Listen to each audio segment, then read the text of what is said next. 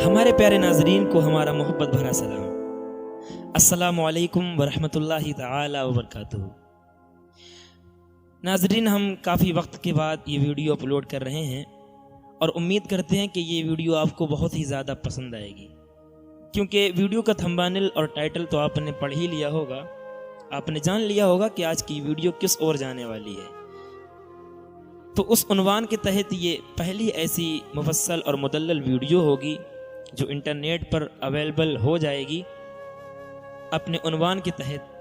जैसा कि हम और आप सब जानते हैं कि जैसे ही चहल्लम यानी सफ़र का महीना और माह मुहर्रम का महीना आता है तो मौला इमाम अली मकाम मौला इमाम हुसैन अलैहिस्सलाम के रफ़क़ा और उनकी शहादत की याद में सदियों से वाबस्तगाने ग़ुलामाने इमाम हुसैन आज़ादारी करते आ रहे हैं, आज़ादारी की रसूमात अदा करते हैं और अपनी मोहब्बत हुसैनी को और अपने इश्क़ हुसैनी को पेश करते हैं। वो पेश करने के अलग अलग नज़रिए हैं, अलग अलग ढंग हैं। कहीं ताज़िए उठाए जाते हैं तो कहीं मेहंदियाँ उठाई जाती हैं, कहीं अलम उठाए जाते हैं, कहीं दुलदुल की सवारी निकलती है तो कहीं जुलजना को सजाया जाता है, कहीं मासूम अली असगर का झूला निकलता है तो कहीं तशहीर हुसैनी के लिए ढोल और ताशे भी बजाए जाते हैं। तो हमारा उन्वान ढोल और ताशा जो कि ग़ुलामान हुसैन तशहीर हुसैनी के लिए बजाते हैं, लेकिन मुक़स्सिरीन और मुनकरीन ने इसको खुराफात कह करके इश्क़ हुसैनी को कमज़ोर करने की एक नापाक कोशिश की है। तो आइए कुछ वीडियोस आपके सामने मैं पेश करता हूं जिनको आप देख लें, समझ लें कि ये वीडियो हम क्यों बना रहे हैं। हाँ, जो लोग ढोल ताशे बाजी, मैं भी उनके खिलाफ बात समझे। कोई ये ना समझे कि उर्स में आए तो ये उनके साथ है। जो चीज नाजायज हराम है तो हम उसके खिलाफ ही है। हाँ, जो लोग ढोल ताशे बाजी, मैं भी उनके खिलाफ। जो लोग ढोल ताशे बाजी, मैं भी उनके खिलाफ। जो लोग ढोल ताशे बाजी, मैं भी उनके खिलाफ।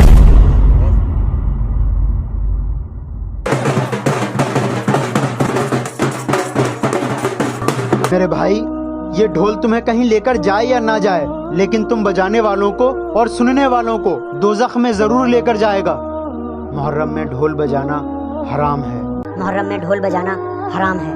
मुहर्रम में ढोल बजाना हराम है। अच्छा, जो हम ढोल बजाते हैं मुहर्रम में, तो ढोल बजाना कैसा है? ये बिल्कुल गलत है। ये गलत है। तो ढोल बजाना कैसा है? ये बिल्कुल गलत है। ये गलत है। तो ढोल बजाना कैसा है? ये बिल्कुल गलत है। ये गलत है। तो ढोल बजाना कैसा है? ये बिल्कुल गलत है। ये गलत है। तो मतलब तो नाजरीन, आपने वीडियोस देख ली होंगी। तो सबसे पहले हम आपके सामने तिरमिज़ी शरीफ से एक हदीस का तर्जुमा पेश कर रहे हैं जिसको किताबुन निकाह में जिल्द 2 में लिखा गया है कि नबी करीम सल्लल्लाहु अलैहि वसल्लम ने फरमाया, हलाल और हराम निकाह के दरमियान बुनियादी फ़र्क दफ बजाना और आवाज़ करना है, यानी उसका ऐलान करना। नाजरीन, इसी बाब में 517 सफ़े पर जिल्द 2 किताबुन निकाह में दूसरी हदीस के तर्जुमे में लिखा गया है कि हज़रत सैयदा रबी बयान करती हैं कि नबी करीम सल्लल्लाहु अलैहि वसल्लम तशरीफ़ लाए। आप मेरे पास आए जिस दिन मेरी रुखसती हुई थी। आप मेरे बिस्तर पर उसी तरह तशरीफ़ फरमा हुए जैसे तुम मेरे पास बैठे हो।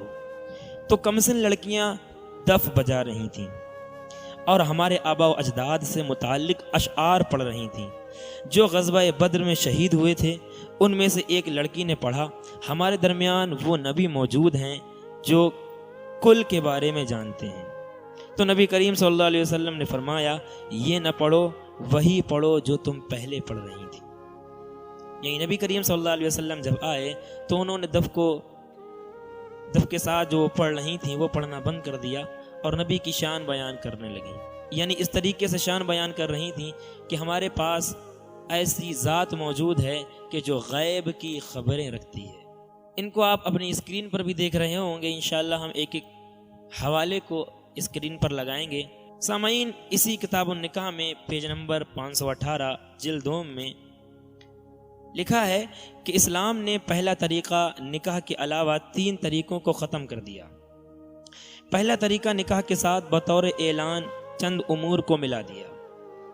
पहला कि निकाह से पहले खुतबा होना, दूसरा जुमातुल मुबारक का दिन होना, ये बेहतर है कि जुमा का दिन हो, तीसरा मस्जिद में होना, بہتر یہ کہ مسجد میں ہو، سنت ہے، اور چوتھا کہ دف کا استعمال ہونا۔ تو وہ لوگ جو اس کو حرام کہہ رہے ہیں وہ کہاں تک درست ہے؟ یہاں تو نبی کریم صلی اللہ علیہ وسلم بطور اعلان خود حکم دے رہے ہیں کہ دفوں کو بجاؤ تاکہ آپ کے نکاح کا اعلان ہو سکے۔ سنن ابن ماجہ جلد 3 ہے اور پیج نمبر 323 اور باب ہے کتاب النکاح۔ چنانچہ اس میں صاحب کتاب لکھتے ہیں کہ دف بجانے کے سلسلے میں علماء کے اختلافی اقوال ہیں۔ چنانچہ بعض حضرات یہ فرماتے ہیں کہ دف بجانا تو حرام ہے یا مطلقاً مکروہ ہے، اور بعض علماء نے اس کو مطلقاً مباح کہا ہے۔ زیادہ صحیح بات یہ ہے کہ بعض مواقع پر یعنی بعض موقعوں پر جیسے عید کے دن یا کسی معزز مسافر و مہمان کے آنے کے وقت اور نکاح کے موقع پر دف بجانا مباح ہے، یعنی کہ دف بجا سکتے ہیں۔ اسی پیج پر پیج نمبر 324 پر مزید ایک حدیث کی تشریح میں لکھتے ہیں کہ سیدہ عائشہ صدیقہ رضی اللہ تعالی عنہا نبی کا یہ فرمان نقل کرتی ہیں کہ نبی نے فرمایا نکاح کا اعلان کرو اور اس کے لیے دف بجاؤ۔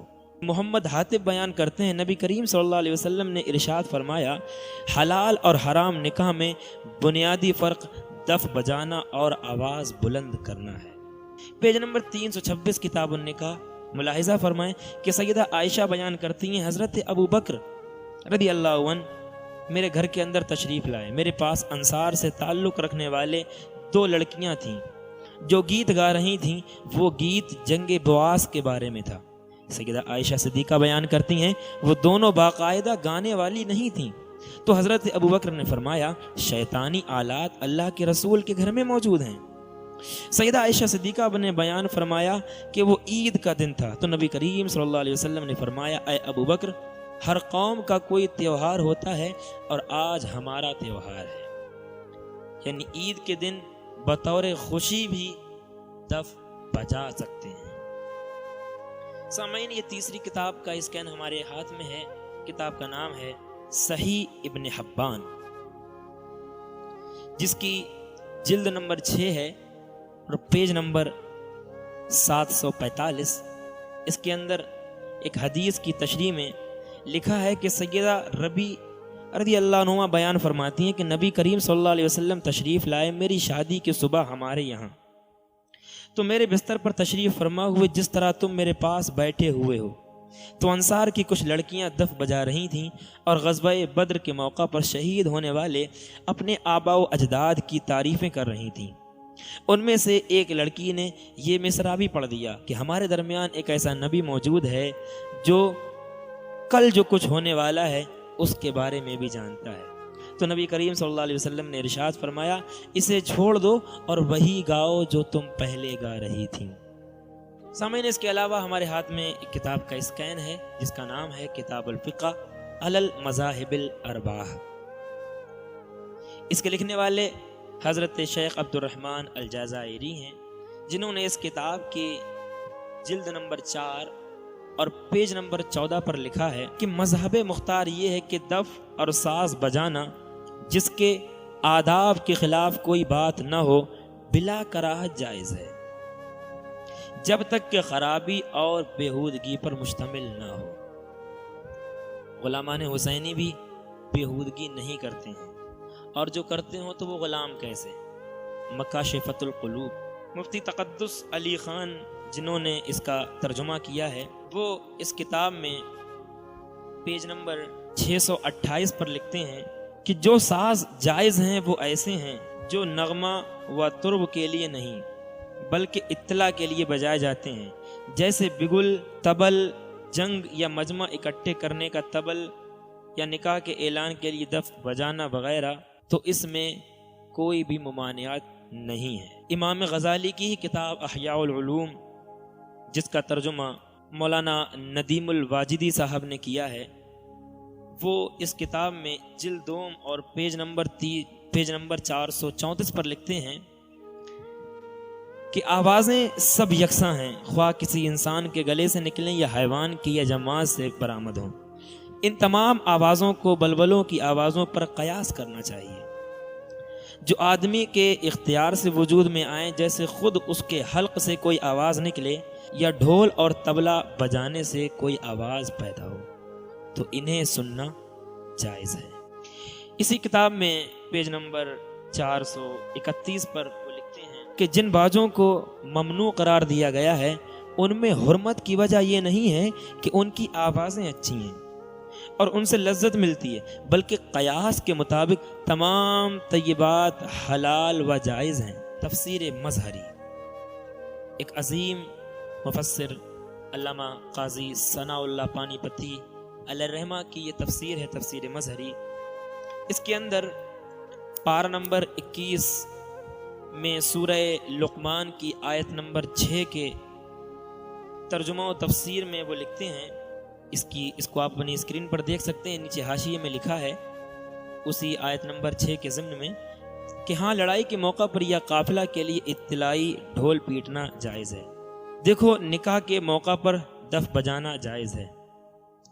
اسی طریقے سے حکم رسول صلی اللہ علیہ وسلم ہے، ارشاد فرمایا ہے کہ نکاح کا اعلان کرو خواہ دف ہی کے ذریعے سے ہو۔ روایت میں آیا ہے کہ رسول اللہ صلی اللہ علیہ وسلم گھر کے اندر تشریف فرما تھے، عید کا دن تھا، دہلیز پر 2 نو عمر لڑکیاں دف بجا کر گا رہی تھیں۔ حضرت ابوبکر باہر سے آ گئے اور فرمایا تم رسول اللہ کی دہلیز پر گا رہی ہو؟ تو حضور اقدس صلی اللہ علیہ وسلم نے فرمایا ابو بکر ان کو رہنے دو، نہ ڈانٹو، اس لیے کہ آج عید کا دن ہے۔ تو نبی کریم صلی اللہ تعالیٰ علیہ وسلم نے نہ صرف یہ کہ روک دیا بلکہ جو روک رہا تھا اس سے کہا کہ آج انہیں بجانے دو، دف بجایا جا سکتا ہے، شرط یہ ہے کہ اس میں کوئی خرابی ایسی پیدا نہ ہو کہ جس سے دین میں بگاڑ آ جائے۔ کتاب کا نام ہے، بہت ہی مقبول کتاب ہے، بہت ہی مشہور، لطائف اشرفی۔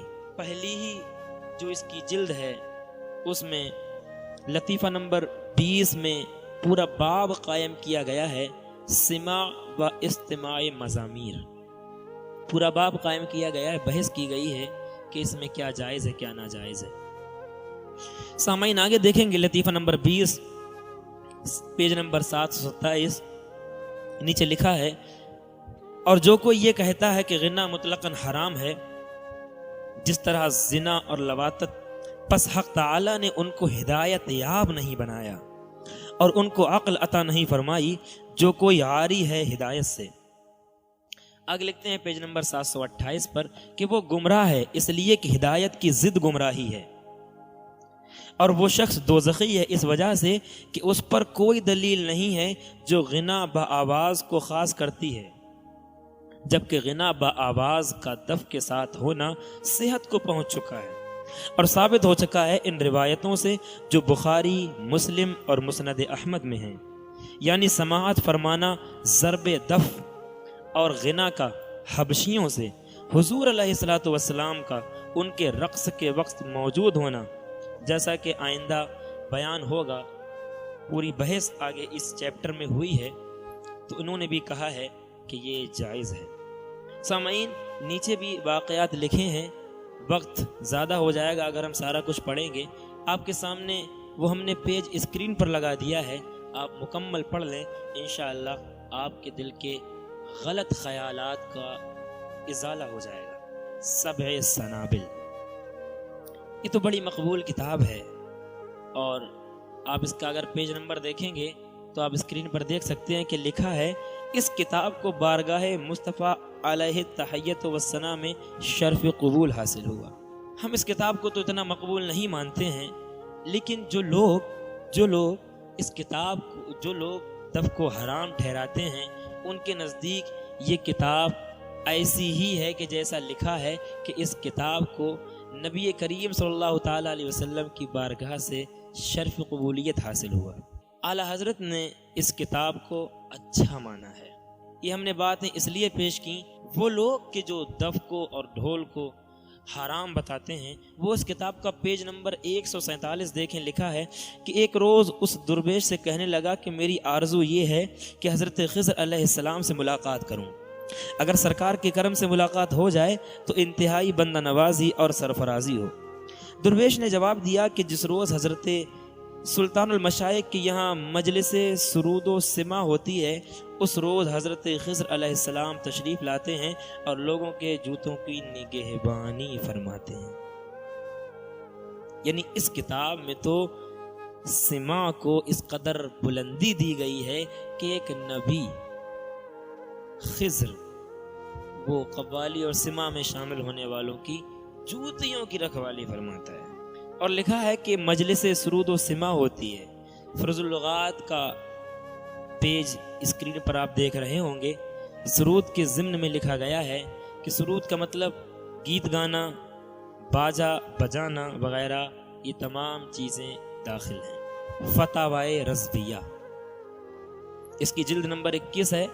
لکھا ہے کہ دف کے بے جلاجل یعنی بغیر جھانج کا ہو، اور تال سم کی رعایت سے نہ بجایا جائے، اور بجانے والے نہ مرد ہوں نہ ذی عزت عورتیں، بلکہ کنیزیں یا ایسی کم حیثیت عورتیں، اور وہ غیر محل فتنے میں بجائیں تو نہ صرف جائز بلکہ مستحب و مندوب ہے۔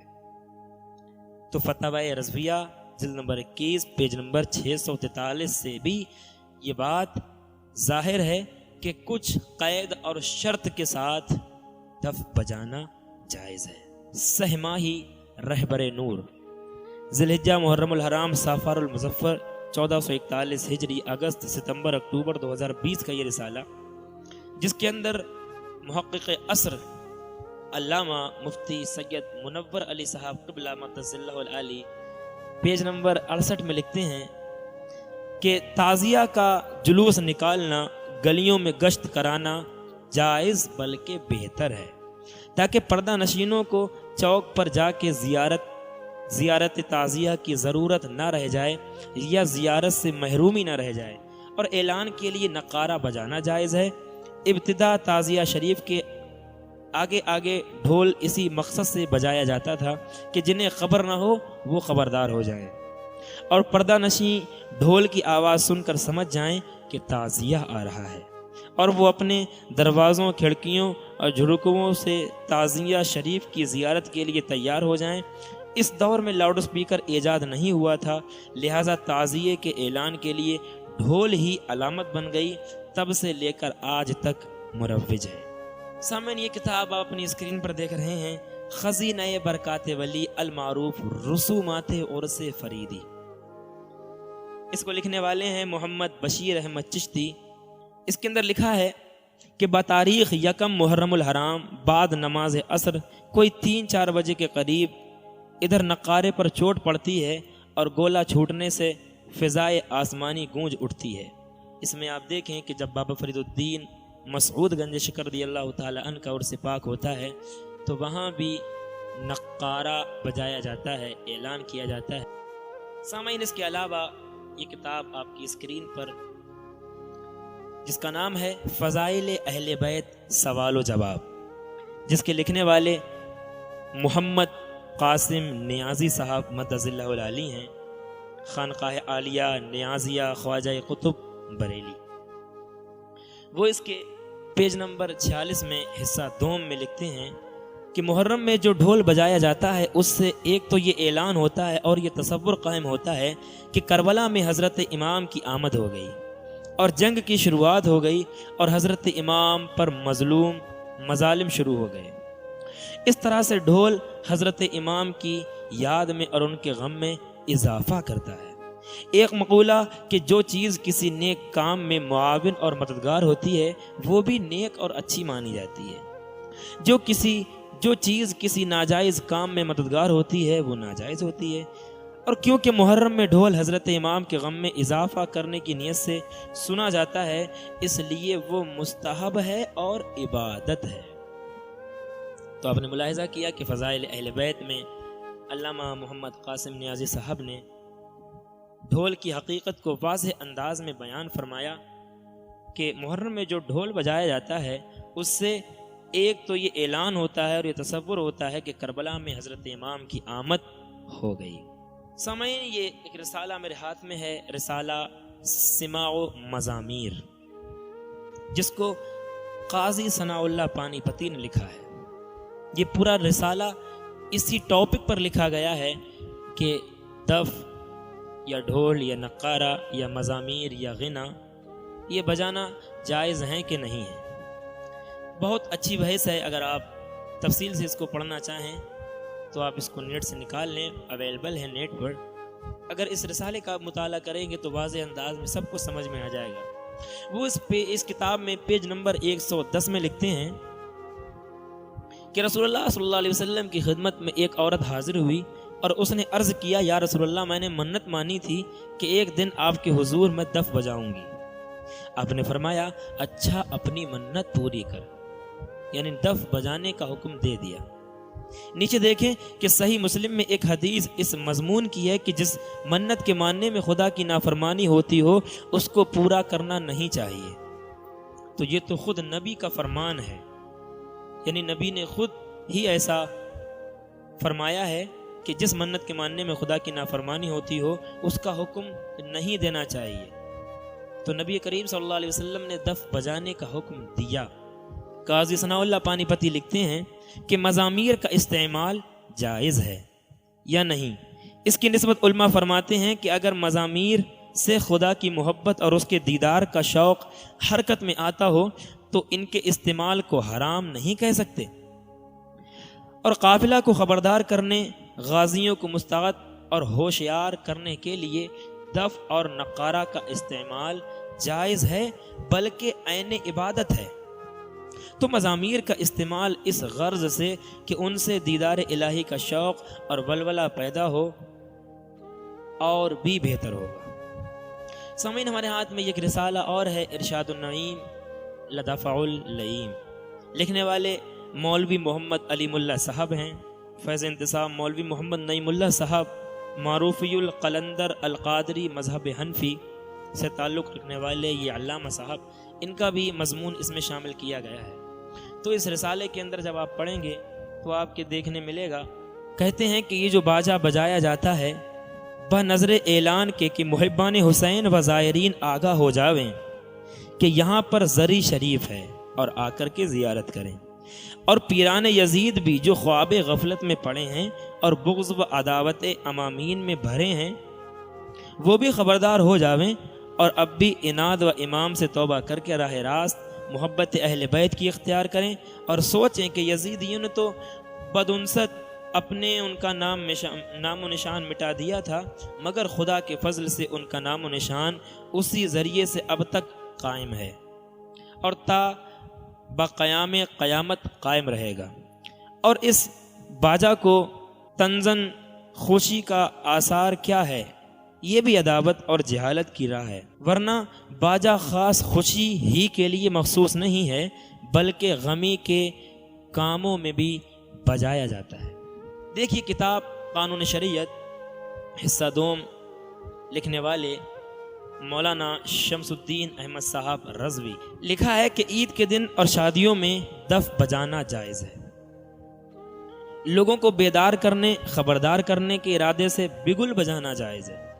جیسے حمام میں بگل اس لیے بجاتے ہیں کہ لوگوں کو اطلاع ہو جائے کہ حمام کھل گیا۔ رمضان شریف میں سحری کھانے کے وقت بعض شہروں میں نقارے بجتے ہیں جن سے یہ مقصود ہوتا ہے کہ لوگ سحری کھانے کے لیے بیدار ہو جائیں اور انہیں معلوم ہو جائے کہ ابھی سحری کا وقت باقی ہے۔ یہ جائز ہے کہ یہ صورت لہو اور لغب میں داخل نہیں۔ کہنے کا مقصد یہ کہ جڑ سے یہ مطلقاً حرام نہیں ہے، بلکہ آپ جس انداز سے اس کو بجائیں وہ انداز یہ بیان کرتا ہے کہ آپ حلال طریقے سے بجا رہے ہیں یا حرام طریقے سے بجا رہے ہیں۔ یہ کتاب آپ کے سامنے بہار شریعت حصہ نمبر 16، لکھنے والے ہیں علامہ مفتی محمد امجد علی اعظمی۔ آپ اس کا پیج نمبر 154 دیکھیں گے حصہ 16 کا، تو لکھا ہے کہ مسئلہ نمبر 3 میں کہ لوگوں کو بیدار کرنے اور خبردار کرنے کے ارادے سے بگل بجانا جائز ہے۔ جیسے حمام میں بگل اس لیے بجاتے ہیں کہ لوگوں کو اطلاع ہو جائے کہ حمام کھل گیا۔ رمضان شریف میں سحری کھانے کے وقت بعض شہروں میں نقارے بجتے ہیں جن سے یہ مقصود ہوتا ہے کہ لوگ سحری کھانے کے لیے بیدار ہو جائیں اور انہیں معلوم ہو جائے کہ ابھی سحری کا وقت باقی ہے۔ یہ جائز ہے کہ یہ صورت لہو و لعب میں داخل نہیں۔ سامعین، یہ کتاب ہمارے ہاتھ میں ہے، اردو کا کلاسیکی ادب کتاب کا نام ہے بزم آخر۔ یہ کتاب اصل میں جو دہلی حکومت کے آخری بادشاہ تھے، یعنی مغلیہ حکومت کے آخری 2 بادشاہ، ان بادشاہوں کے طریق معاشرت پر اور سماج کے نظام پر کہ اس وقت کیا کیا چل رہا تھا، اس کے موضوع پر یہ کتاب لکھی گئی ہے۔ وہ اس کتاب کے پیج نمبر 42 پر لکھتے ہیں کہ اکثر سلاطین قلعے میں تعزیہ داری کرتے تھے، فقیر پیک بنتے تھے، کوئی نشانچی، کوئی نقیب بنتا تھا، کوئی تاشا، کوئی ڈھول، کوئی جھانج تعزیوں کے آگے بجاتا تھا، کوئی مرثیے پڑھتا تھا۔ سامعین، ابھی آپ نے ہماری اس گفتگو کے اندر ایک لفظ بہت زیادہ سنا ہوگا، دف بجانا۔ کچھ لوگ یہ بھی کہہ سکتے ہیں کہ دف تو الگ ہوتا ہے، ڈھول الگ ہوتا ہے، طبل الگ ہوتا ہے۔ تو اس کے لیے ایک کتاب جامع مداری شریف جو سنی حنفی احادیث کریمہ کی تاریخی کتاب ہے، جس کو علامہ سید محمد انتخاب حسین صاحب قدیری اشرفی مدظ اللہ العالی نے لکھا ہے، وہ اس کتاب کی جلد 2 اور پیج نمبر 721 میں لکھتے ہیں کہ جو آلات غنا باجے بجائے جاتے ہیں اگر وہ کھیل کود کے لیے بجائے جائیں تو حرام ہے، اور اگر اعلان وغیرہ صحیح مقاصد کے لیے بجائے جائیں تو حلال ہے۔ آگے لکھتے ہیں کہ اعلان حسینی کے لیے ڈھول بجانا درست ہے۔ اور ہم نے آپ سے کہا کہ دف کا لفظ آپ نے بار بار سنا، تو علامہ صاحب لکھتے ہیں کہ دف میں تاشا، ڈھول وغیرہ سب داخل ہیں۔ آخر میں ایک کتاب اور سوانح خواجہ غریب نواز، یہ ہم آپ کے سامنے، اس میں سے بھی اگر اس طریقے سے ہم کتابیں آپ کے سامنے پیش کریں، ایک لمبی لائن ہے۔ پیج نمبر 43 پر لکھا ہے کہ محراب دروازے کی چوڑائی 16 فٹ، لمبائی ماں در و دیواریہ دالان 72 فٹ، بلندی تقریباً 70 فٹ ہے۔ دروازے کے اوپر نقار خانہ ہے، یہاں 5 وقتہ نوبت ماں شہنائی بجائی جاتی ہے اور ہر گھنٹہ گھڑیال بھی بجتا ہے۔ انتخاب قدیری صاحب کی کتاب تعزیہ داری کا شرعی حکم، جو ہندی اردو دونوں زبانوں میں اویلیبل ہے، یہ کتاب بہت ہی اچھے ڈھنگ سے رسومات محرم پر لکھی گئی ہے۔ اسی طریقے سے مفتی اسرافیل حیدری صاحب مدظ اللہ العالی کی کتاب جواز تعزیہ داری، یہ بھی بہت ہی اچھی ہے۔ اسی طرح جناب اعظم بیگ صاحب قادری بریلوی کی کتاب عظمت تعزیہ داری، یہ کتاب بھی رسومات محرم پر لکھی گئی ہے۔ اس کے علاوہ عابد علی قادری صابری، ان کی کتاب حقیقت تعزیہ و محرم، یہ بھی رسومات حسینی پر لکھی گئی ہے۔ اس کے علاوہ تعزیہ داری، یہ کتاب سید فیضان وارثی صدر انجمن محبان اہل بیت، ان دلائل سے، ان کتابوں کے پیجوں سے، عبارات سے ہم اس منزل پر پہنچے ہیں کہ یہ دف بجانا، استعمال کرنا مطلقاً حرام نہیں ہے، بلکہ آپ جس انداز سے بجا رہے ہیں وہ انداز بتائے گا کہ آپ حلال طریقے سے بجا رہے ہیں یا حرام طریقے سے۔ اگر آپ حرام طریقے سے بجا رہے ہیں، افراتفری کر رہے ہیں، بے ادبیاں کر رہے ہیں، ناچ گانا کر رہے ہیں، تو ہم یہ کہتے ہیں کہ یہ حرام ہے۔ ہم ہی نہیں بلکہ اکابرین کے فتوے اس پر موجود ہیں کہ یہ حرام ہے اس طریقے سے بجانا۔ لیکن اگر بے ادبیاں نہ ہوں، نیک مقاصد ہوں، نیک ارادے ہوں، اور پھر ان نیک مقاصد کو پورا کرنے کے لیے اس کا استعمال کیا جائے، تو یہ صرف نہ کہ صحیح بلکہ بہتر اور چند اکابرین کی زبانی باعث ثواب اور باعث عبادت ہوگا۔ امید ہے کہ ویڈیو لمبی تو ہوئی ہے، لیکن ایک تشفی بخش یہ ویڈیو آپ کے لیے ہوگی کہ آپ کو اب دوبارہ ویڈیو دیکھنے کی ضرورت نہیں پڑے گی۔ اس قدر دلائل ہم نے اس میں شامل کر دیے ہیں، جمع کر دیے ہیں۔ آپ سے بس اتنی اپیل اور ہے، عرض ہے کہ اس ویڈیو کو بس اپنے تک نہ رکھیں بلکہ آگے شیئر کریں، تاکہ زیادہ سے زیادہ حسین کے عزادار اس کو دیکھ سکیں، اور اگر ان کے دل ملول ہو چکے ہوں، رنجیدہ ہو چکے ہوں ایسی خرافاتیں سن سن کر کے، تو یہ عبارات دیکھ کر، یہ ویڈیو دیکھ کر ان کے اندر ایک نیا جذبہ حسینی پیدا ہو، اور وہ پوری ہمت اور استقلال اور جذبہ حسینی کے ساتھ عزادار حسینی کو، حسین کی عزاداری کو قائم کریں، اور ہر گھر تعزیہ اٹھے، ہر گھر حسین کا علم اٹھے، ہر گھر ذکر حسین سجے، ہر گھر حسین کی مجلس کا مجلس منعقد ہو اور ہر طرف بس حسین یا حسین حسین یا حسین کی صدا بلند ہو۔ وما توفیق الا باللہ۔ ملتے ہیں ہم پھر کسی ویڈیو میں، تب تک کے لیے بادشاہ حسین وارث، خدا حافظ۔